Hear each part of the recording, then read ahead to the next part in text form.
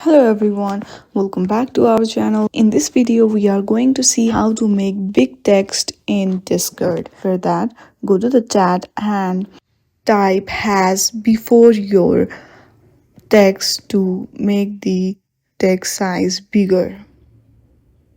As I have added has before the example. Now you can see the text size of example heading 1 is bigger than simply written HHH.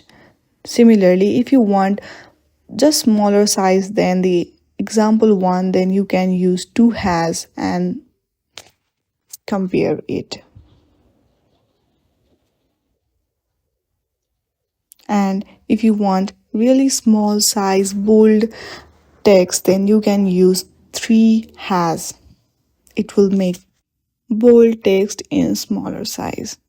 In this way, you can make or customize your text size accordingly. Thank you for watching this video. If you like this video, then please do not forget to subscribe this channel.